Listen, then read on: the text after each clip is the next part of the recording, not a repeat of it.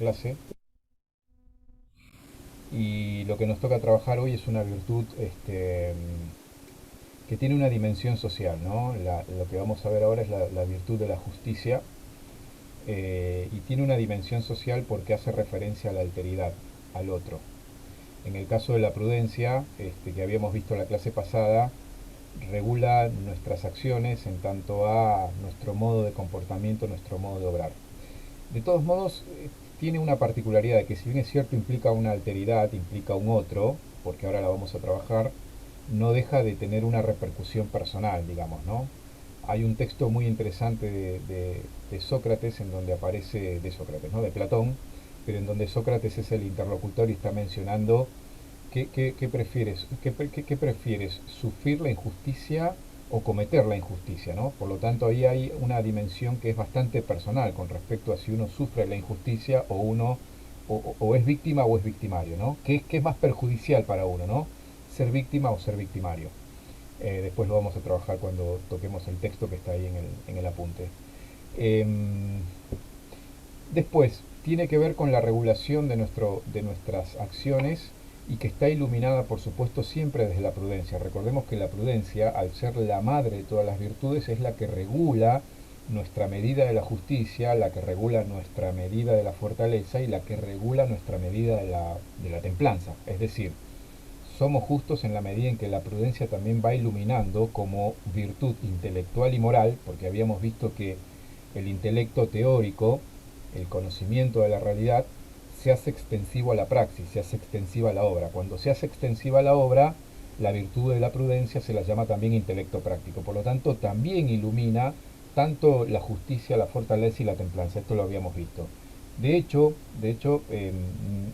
nadie puede ser justo si previamente no es prudente, y nadie puede ser templado si previamente no es prudente, y nadie puede ser fuerte si previamente no es prudente. Por lo tanto, la regulación y la medida de estas virtudes morales que implican un movimiento hacia el otro, hacia el afuera, se dan en la medida en que somos prudentes, porque la prudencia es como la lucecita o el faro que está iluminando esos sectores de la realidad y que nos permiten obrar en la justa medida, en el justo medio, como habíamos visto, ¿no? Según criterio aristotélico. Pero vamos a ir un poquito a los apuntes para recorrerlos. Esto ustedes lo tienen en el aula. Eh, Díganme si el apunte se ve, si el archivo lo tienen ahí en pantalla y se ve, háganme alguna señal eh, que me permita a mí estar tranquilos, ¿sí? De que están viendo el texto en pantalla. Sí, profe, se Sí, ve. profe. Nosotros habíamos visto entonces, gracias, la naturaleza de la virtud. Hay un tema muy clave que hay que entender, que nosotros eh, siempre estamos en el lineamiento de dos perspectivas. La perspectiva de la manifestación de un orden real. Ese orden implica un sujeto que es posible o que conoce ese orden y que dispone su actividad en función de ese orden. Por lo tanto, el orden implica cierto respeto, cierta docilidad a la realidad, cierta ética realista en ese sentido, ¿sí? Por lo tanto, no es una pura libertad o un libertinaje que apunta a desmembrar o no suponer eh, que no hay un orden establecido, ¿no? Al contrario, ¿no? Si bien es cierto, hay cierta regulación con respecto a ese orden, el orden no es extrínseco únicamente, sino que en esta mirada del etos, morada interior, y el etos para afuera, morada externa o habitación o costumbre, regulan las acciones, pero desde adentro de un sujeto que se va reconvirtiendo.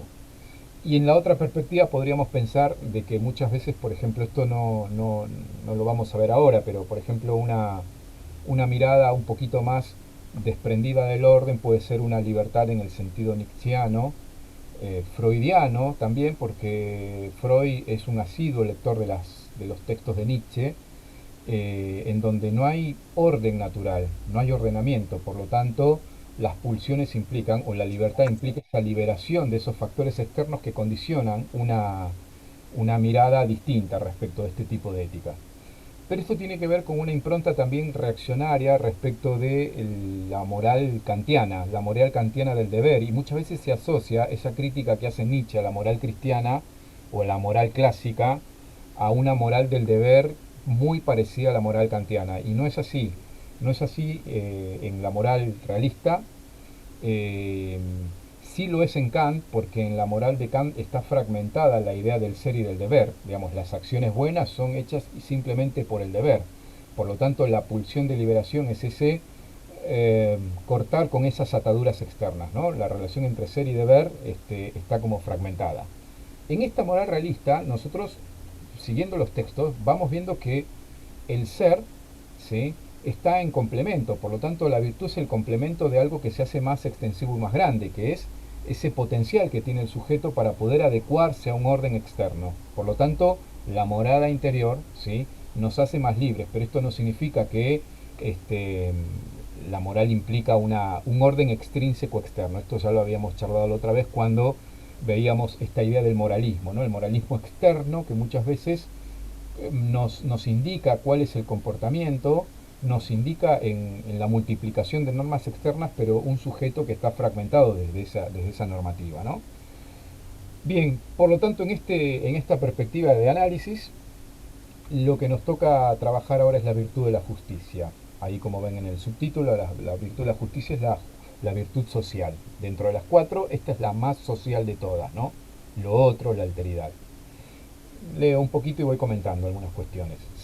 Hasta acá seguimos, ¿no? La línea de pensamiento, ¿sí? Este tipo de ética, esta perspectiva realista, esta libertad, que es libertad en el obrar, pero que está apuntando al bien. Nosotros trabajamos el texto de libertad, pero la libertad no en el sentido de Nietzsche, no en el sentido de la pulsión freudiana, ¿sí?, como esa liberación inconsciente de esos factores externos, ¿no? Podríamos detenernos mucho en este tipo de visión y la podríamos trabajar también, ¿no? Y mucho menos en una moral kantiana del deber, aunque pareciera a grandes rasgos como una especie de difusión de una moral clásica como una moral del deber, ¿no?, como una especie de bajada de línea en donde uno tiene que cumplir ciertas normativas de las cuales el sujeto no está convencido.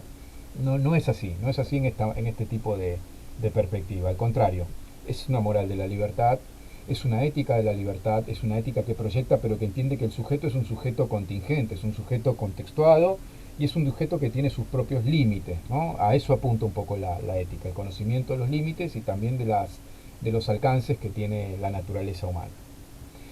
Dice que la virtud de la prudencia, como virtud simultáneamente intelectual y moral, ocupa un lugar fundamental, pues como hemos señalado anteriormente, es la madre de las virtudes morales. Entre todas ellas, sin embargo, hay una primacía de la justicia, ya que el hombre bueno, el hombre que obra rectamente, es el hombre justo, cuya acción se ajusta a lo que la situación exige en el aquí y ahora en el que se lleva a cabo el obrar. Justicia apunta un poco a ajustarnos a nosotros mismos, ajustarnos al orden real y ajustarnos también en nuestras relaciones con los otros, ¿sí? Por lo tanto, la justicia tiene una dimensión personal, porque nos ajustamos a nuestra propia medida, nos ajustamos al orden real como están dadas las cosas, ¿sí?, no el orden real en sentido efímero, periférico, ¿no?, sino la exigencia que implica el respeto por la realidad, no la transformación absoluta de la realidad, y por supuesto ajustarnos también a la medida del otro, que es el prójimo o el próximo que está del otro lado. Esas relaciones se dan en el marco de esta virtud llamada la justicia. Como venimos señalando, el concepto de justicia, ustedes ya leyeron más o menos el texto, tienen el texto en el aula, lo estuvieron trabajando, está íntimamente relacionado al concepto de lo propio, lo que es de cada uno, lo que a cada uno cual le corresponde, o mejor, lo que cada uno tiene derecho a reclamar como suyo. ¿Sí? Es lo que corresponde a cada uno. Podemos entonces señalar una definición sorprendentemente sencilla, pero tal vez que habremos de profundizar, ¿no? Y la definimos así, ¿no? Está en cursiva, que la virtud de la justicia es la voluntad firme y constante de dar a cada uno lo suyo. Dar a cada uno lo suyo implicaría darle lo propio, lo que le corresponde, ni más ni menos, ¿no? La justicia es como en términos aristotélicos, la justa medida del obrar, precisamente es ajustarnos a lo que le corresponde a cada uno. Estudié para un 8, lo justo será que el profesor califique 8. No hay ninguna manera de que uno pueda. Siempre, en tanto que uno, bueno, entiende que hay limitaciones propias, uno podría interpretar algunos aspectos en donde no son del todo claros, ¿no? Pero suponemos que, no sé, le pregunto a Franco en este momento, Franco, mira, tengo dificultades con las conexiones, me llegaron los recibos de luz, de agua, eh, no puedo conectarme y me dieron de baja del cable para darle la clase de ética, ¿no? Y Franco me dice, profe, quédese tranquilo, le hago una transferencia. ¿Te parece? Sí, haceme una transferencia. ¿Cómo no? Bueno, perfecto. ¿Y cuánto te cobra el cable? Y el cable me sale 13.000 pesos. Le digo, ¿no? 13.000 pesos es un robo. Franco dirá, bueno, profe, no hay ningún problema. Y mañana me dice, deme el CBU y mañana me acredita 13.000 pesos, pago el cable y tenemos clase todo el año, ¿no? Entonces, lo justo es que yo le devuelva según corresponde, es la voluntad firme y constante de darle a cada uno lo suyo. ¿Cuánto le tengo que devolver a Franco?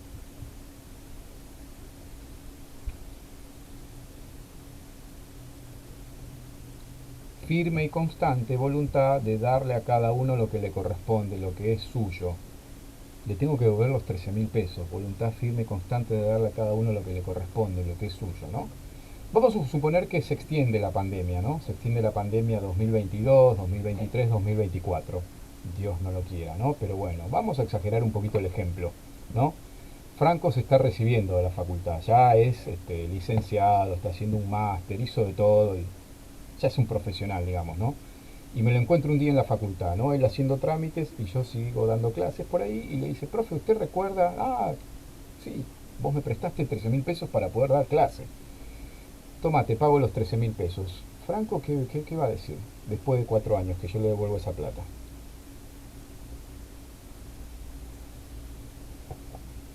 Metételos donde quieras, supongo. O Bueno, sea, después de que pasó bueno, un tiempo así, es como, no sé. claro, en el país en el que vivimos, esa plata está devaluada. Claro, eh, los 13.000 que te prestó en su momento ya no son los 13.000 que vos le vas a Exactamente, devolver ¿no? después. Nosotros, Franco podría tomarse ese tipo de recaudos y decir, profe, vivimos en una economía dolarizada, ¿sí? En donde nuestro ritmo inflacionario anual es del 40 al 50%. ¿Le parece que yo esos 13.000, usted me lo convierte en dólares y me lo devuelve en dólares? Bueno, sí, está bien, es un resguardo que uno puede tener. Por lo tanto, hay que tener en cuenta el cuidado de darle a cada uno lo que le corresponde en la medida en que se ajusta al ámbito de lo real. ¿Sí? No es una justicia en términos matemáticos. Por lo tanto, él va a decir, profesor, usted es un injusto, porque yo le presté 13.000 hace 5 años. Esa plata no es lo mismo, no vale. Bien, ese es el término de la justicia, ¿no? Que muchas veces al confundirla con el ámbito de darle a cada uno lo que le corresponde en el ámbito matemático, el ámbito se tiene que circunscribir al ámbito de lo real, a lo que se ajusta en la medida del momento, no en términos económicos, sino que los momentos reclaman acciones justas, ¿sí? En la medida en que le corresponde a cada uno lo que justamente se ajusta al orden real, ¿no? Eh, no sé, a veces, por ejemplo, otro ejemplo, ¿no? Para que se vea un poco la situación, ¿no? Lo exagero un poco, pero eh, no sé, hay dos estudiantes que resuelven de la misma manera una evaluación, ¿no? Y los dos me dan una devolución similar en distintos momentos, ¿no? Entonces ustedes cuando comparan y dicen, pero yo le expliqué lo mismo y le respondí lo mismo. ¿Cuánto te puso? A mí me puso un 4, a vos cuánto te puso un 5. Y uno reclama por el 5, profe, es injusto lo que usted hizo conmigo. A veces el orden real no es tan matemático porque implican otros factores que muchas veces pueden ajustarse o no a algo que está visto de manera simplista. Por lo tanto, hay que tener en cuenta de que la virtud de la justicia primero implica una interpretación de lo que sucede en el aquí y ahora y después que esa voluntad de darle a cada uno lo suyo le corresponde no en términos matemáticos. ¿Sí? Puse el ejemplo esto para que se viera, ¿no? Voluntad firme y constante, justos realizando actos de justicia. No es la justicia esporádica, ¿no? No es la justicia que se da en una acción justa en determinado momento. Estamos hablando de hábito, y si bien es cierto el hábito implica un acto, ¿sí?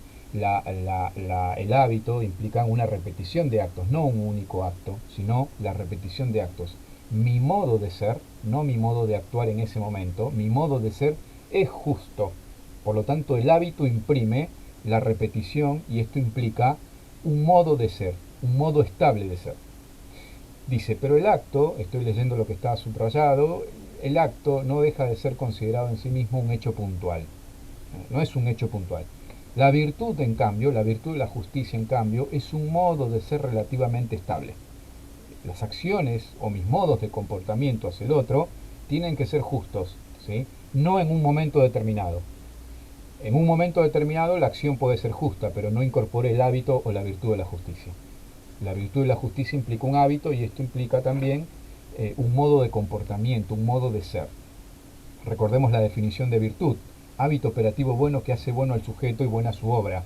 Va reconvirtiendo la acción del sujeto y también al añadirse como segunda naturaleza o como complemento de la naturaleza, lo que hacemos es movilizarnos o comportarnos casi de esa manera como si fuera natural. No decimos que es natural absolutamente porque sabemos que el ejercicio libre a veces no implica una naturaleza garantizada, sino que muchas veces podemos mutilar y traicionar nuestra propia naturaleza, en acciones injustas también, ¿no? De darle a cada uno lo suyo. Voy al segundo ítem, al tercer ítem, ¿no? He aquí lo específico de la justicia: respetar lo que es lo suyo, cada cual, de cada cual.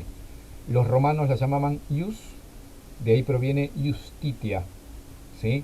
Lo suyo, ¿sí?, implica en el castellano el derecho. Acá aparecen dos palabritas, el derecho y el deber. Un derecho es algo que una persona puede reclamar como propio, como suyo. Respetar estos derechos es lo que consiste precisamente la justicia. Es decir, cuando hablamos de la virtud de la justicia siempre tenemos que hablar en términos de derecho y de deber, ¿sí? El derecho es el respeto justamente en lo que es lo propio. De allí viene la palabra jus o justicia, ¿no? Lo que es lo propio, ¿no? Por ello podemos señalar que el objeto de la justicia, esto lo voy a subrayar porque me parece importante, el objeto de la justicia es el derecho. Y el derecho no es ni más ni otra cosa que el reverso de la justicia, darle a cada uno lo que le corresponde. Bien, los derechos, ¿sí?, se fundan muchas veces en acciones cuando establecemos este pacto, ¿no? Vos me prestaste la plata, hacemos un acuerdo entre partes y lo que hemos acordado en nuestras acciones se tienen que cumplir, ¿no? No solamente en un ámbito de la palabra, sino también en cuestiones escritas. Por ejemplo, los salarios que tienen que ser retribuidos en su justa medida, ¿sí? Un trabajador tiene derecho al salario justo, ¿sí? ¿Qué puede ser justo? Y ahí hay criterios para evaluar, porque a veces este criterio de la justicia también es bastante subjetivo, ¿no? Es justo en función de los salarios vinculados a los promedios de sueldo que se pagan en la Argentina. Esa puede ser un criterio. Otro criterio puede ser, no, lo justo es conforme a mi producción. Esto es otro criterio de justicia. Lo justo es según las horas de trabajo. Por lo tanto, fíjense que no es tan matemática, sino que se están fundadas en acciones y en acuerdos de partes, ¿no? Y si se acuerda que vas a recibir un sueldo y que no es conforme a tu criterio, lo que vos te esforzás o lo que vos producís, pero se acordó que ese es el acuerdo que tenía, se acordó que esto debía ser así, esto no significa de que vos no cumplas el derecho y digas, bueno, como a mí no me pagan como me lo merezco, yo voy a trabajar de manera, no sé, de manera no justa o no honesta, para poner una palabra, ¿no? Porque si hay un acuerdo de partes, el acuerdo se tiene que respetar. Por lo tanto, son acuerdos que están fundados en, en relaciones entre los pares de palabra y también en términos acuerdos escritos, digamos, ¿no?, como la ley o como los contratos. Por lo tanto, hay que tener en cuenta esta cuestión, ¿no?, de que muchas veces podríamos decir, bueno, profe, pero eso no se ajusta al criterio. Bueno, pero hay que evaluar otros criterios, ¿no? Por ejemplo, el empleador no puede pagar más que lo que te puede prestar, que lo que te puede dar, o los salarios en el país en el que vivimos no se ajustan a lo que vos me estás pidiendo. Yo sé que vos mereces más y que te esforzás para que tengas más, pero no se ajusta a mi capacidad. Por lo tanto, los acuerdos se tienen que respetar. Y cuando se acuerdan, ¿sí?, las partes acuerdan, lo justo es que cada uno haga lo que tiene que hacer. El trabajador pagarme en tiempo y forma y el empleador y el trabajador cumplir con las funciones a las cuales se comprometió al aceptar el trabajo, ¿no? Y existen los derechos también que no se acuerdan entre partes, que son los derechos naturales. ¿Qué son los derechos naturales? Los derechos cuyo fundamento, estoy leyendo la palabra que está subrayada, la que está marcada, cuyo fundamento no es ninguna acción, ningún contrato, sino que se fundan en la naturaleza humana y que son por tanto derechos naturales, se fundan en una naturaleza. Nosotros entendemos naturaleza y esto implica una dignidad humana, que la persona es alguien y no es algo, y que por lo tanto existen determinados derechos propios de la naturaleza, de los cuales no pueden ser violentados, violados ni pasados por arriba. Podemos, sin querer entrar en polémicas de tipo político, llamarlos también derechos humanos. Para ser sujeto de tales derechos no hay que hacer nada, no hay que ponernos de acuerdo, sino que basta con el concepto de que entendemos de que por ser persona estamos implicados en una relación de derechos inalienables, ¿no? Y universales, y nadie puede violentarlos justamente por la categoría de estos derechos que se fundan en la naturaleza de la persona humana. Eh, Sin embargo, acá existen una polémica interesante, digamos, ¿no? Sobre todo por las cuestiones legales, ¿no? Existe una línea de trabajo de parte de los juristas que optan por el concepto justnaturalismo. El nombre señala el núcleo de la cuestión de la postura, ¿no? Justicia o derecho natural, ¿sí? Que defienden, postulan determinadas acciones propias o determinados derechos propios de un orden natural de la persona, que es el que venimos hablando, y existe una línea de trabajo también en el ámbito jurídico que lo llamamos el positivismo jurídico. El positivismo jurídico tiene una influencia también en la reglamentación o en la ley, en donde quienes consideran que no existe el derecho natural, sino que toda ley es expresión solamente humana. Positivismo jurídico. Hacemos una convención, hacemos un acuerdo y convencionamos que vamos a establecer determinadas leyes de comportamiento, leyes de conducta o leyes a cumplir por acuerdos que hemos establecido. No existe un fundamento natural en esta cuestión, ¿no? Y hay líneas de trabajo en este punto muy interesantes como para debatirlas, ¿no? En unas supuestas normas naturales no estrictas que estuvieran más allá de la subjetividad y el consenso entre los legisladores humanos. ¿Qué significa esto? Que está sujeto siempre a la interpretación epocal, es decir, derechos que funcionan en determinada época, pero justamente como no se ajustan a un ordenamiento natural o a un justnaturalismo, como venimos explicando, pueden funcionar en este momento histórico y no funcionar en otro momento. Justamente cuando no se arraigan en una mirada de ordenamiento natural, corren el riesgo de perderse en otro momento. Para quienes están a favor de los derechos naturales, cito el texto que está subrayado al final, el fundamento de estos es, como hemos dicho, la naturaleza personal del ser humano, derechos naturales. De aquí se desprenden otros derechos con las siguientes características. Es decir, para los defensores del justnaturalismo, de este derecho natural, estos son universales, inalienables e inviolables. Bueno, universales, no voy a entrar en detallar algunas cuestiones. Me acuerdo de un caso de un código, creo que lo mencioné en la clase, me parece a modo de ejemplo y no lo terminé de explicar, ¿no? Me acuerdo la clase pasada cuando hablamos de la prudencia, eh, una ciudad africana, no recuerdo exactamente el año, ¿no? Una ciudad africana que seguía un régimen o un código de una tradición hamurábica, es decir, muy vieja, inclusive anterior a la ley judía, en donde la mujer adúltera era enterrada hasta la cintura y era asesinada a piedrazos. No sé si recuerdan esto que yo les comenté en algún momento sobre la mujer adúltera en el texto bíblico. Bueno, justamente venía de esta ley, ¿no? Y hace unos años se produjo una situación conflictiva frente a una situación de una mujer africana que seguía también estos lineamientos de trabajo y tenía que ser enterrada hasta la cintura y molida a piedrazos, ¿no? Por parte de aquellos que habían... ¿no? Bueno, tuvo que haber toda una intervención de los derechos humanos, en donde se armó una red, en donde había que juntar firmas a nivel mundial para poder, a partir de una ley positiva, porque esta es una ley humana, una ley positiva, si queremos ponerlos en términos del positivismo jurídico, porque funciona en este marco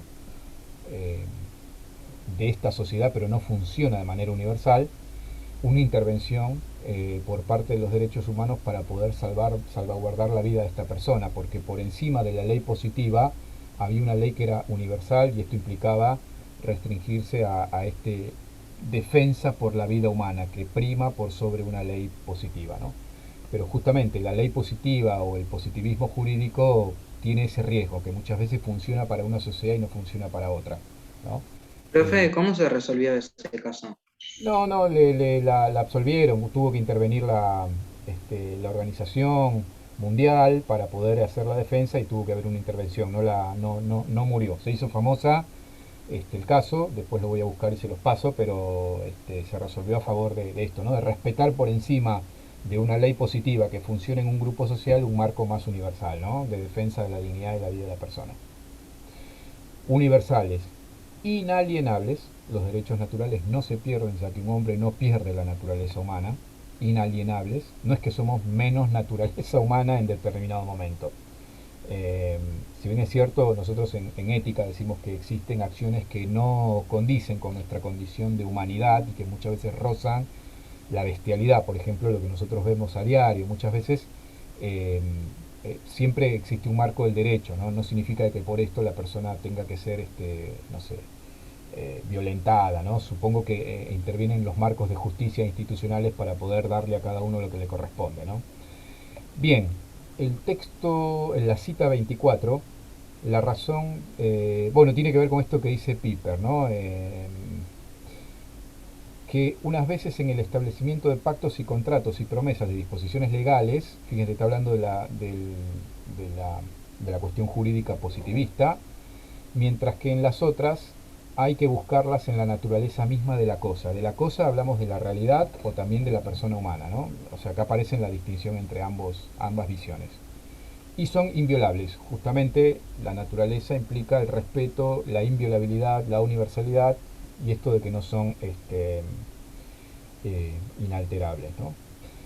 Para quienes están en contra de la existencia del derecho natural, consecuentemente, no hay derechos que reúnan estas tres características.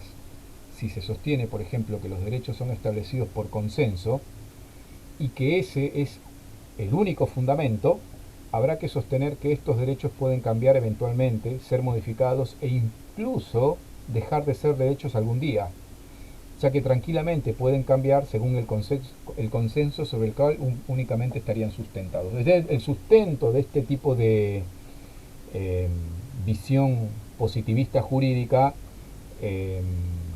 es el consenso. Consensuamos, establecemos, normamos que esto va a funcionar porque forma parte de una problemática de este tiempo y por lo tanto los hacemos funcionar en este tiempo, pero corren el riesgo de que no tienen una sustentabilidad en una naturaleza, sino que muchas veces están establecidos por formas de comportamiento, de acciones que pueden rozar inclusive hasta la ilegalidad, pueden rozar inclusive el atentado contra determinados derechos propios de la persona, como pues, podría ser su libertad, ¿no? La libertad de expresión, la libertad, por ejemplo, en regímenes más totalitarios, ¿no? Expresiones que estamos viendo en Latinoamérica, por ejemplo, ¿no? En donde los regímenes son un poquito más socialistas, izquierdistas, pero ya rozando un poquito los límites de la libertad absoluta, en donde el régimen ya se vuelve un poquito más corrido hacia el totalitarismo. Estamos violando los derechos propios de la persona y estamos violentando los derechos de una persona, ¿no? Y estos regímenes implican cierto comunitarismo en donde se malinterpreta la cuestión de los derechos, no están fundados en una naturaleza libre. Bien, los tipos de justicia, me quedan 5 minutos todavía, si vamos bien. Los tipos de justicia, no es lo mismo las relaciones que se dan entre los pares, por ejemplo, entre ustedes, entre dos personas, entre nosotros, por ejemplo, ¿no? Que establecemos relaciones de justicia a la cual llamamos justicia conmutativa, por ejemplo, ¿no? ¿Recuerdan esta frasecita conmutativa de la matemática, ¿no? El orden de los factores, ¿no? Porque se dan entre pares, no alteran el producto, decía la fórmula.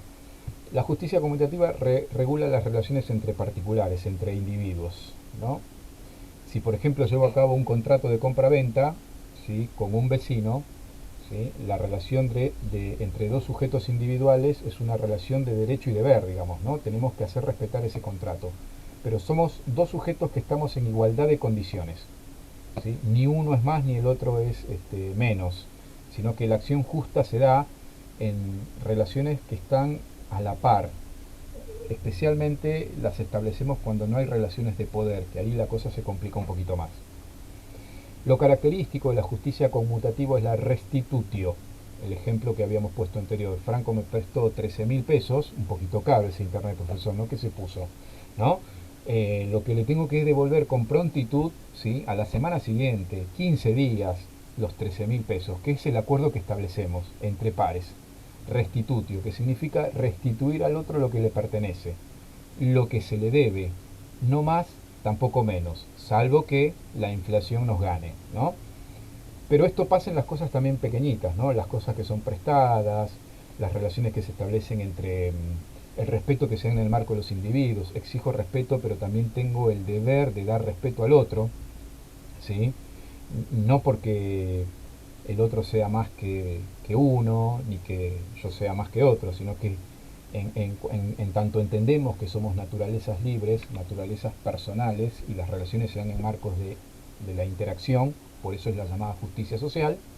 El equilibrio justo es las relaciones justas también, ¿no? Y esto responde a el respeto que nos debemos entre otros, ¿no? La libertad de opinión, por ejemplo, ¿no? Así como quiero que escuchen mi opinión, estaría bueno que haga silencio y que escuche la opinión de los demás, ¿no? Para poner como una especie de relación equilibrada, ¿no? Un equilibrio entre la prestación y la contraprestación. Acá pusimos el ejemplo económico, digamos, ¿no? Pero tiene que ver un poco con toda la visión de nuestra relación. Recordemos que es nuestro orden justo, o ajustarnos a la medida personal y a la medida hacia afuera, con el otro, con las cosas, inclusive con el mundo natural también, con el ordenamiento natural. Si yo veo un espacio natural, un cierto ecosistema del cual debo respetarlo porque es el ecosistema que funciona en un orden, eh, si yo lo violento y mi relación sea una relación injusta, lo que puedo producir es dañar todo un sistema de funcionamiento natural por intereses económicos, ¿no? Esto tiene que ver un poco con el equilibrio en mi relación con los demás y también con el ordenamiento natural, favoreciendo a la vez la afirmación de uno mismo y el reconocimiento del otro. Justicia distributiva, ¿sí? La menciono brevemente, tomamos un poquito de agua, recargamos el mate y nos encontramos en un ratito. Pero menciono algo para aprovechar el tiempo que tenemos. La justicia distributiva no se da en una relación de pares. Cito el texto. Dice, regula las relaciones del todo para con las partes, es decir, de la comunidad para con los miembros que la integran. Hay un marco de comunidad, hay un marco de sociedad, hay un marco institucional, por ejemplo, y se regula desde ahí para con los miembros de la sociedad, con los miembros de la institución, con los miembros de ese grupo, ¿sí? No sé, la relación de justicia distributiva entre la institución universitaria y los estudiantes es establecer la contraprestación de lo que sus estudiantes hacen para buscar el hecho educativo, ¿sí? Si no, la relación es injusta, no se dan entre pares, hay alguien que está regulando ese grupo social, esa organización, ese cuerpo que sería el grupo o la comunidad. Bien, se está por cortar, vamos a dejar de grabar. No sé si tienen alguna pregunta, voy al chat y después continuamos con la segunda parte. Ja, ja, ja, ja, ja, ja, ja, ja, ja. Muy bien, ese es el chat. Muy interesante.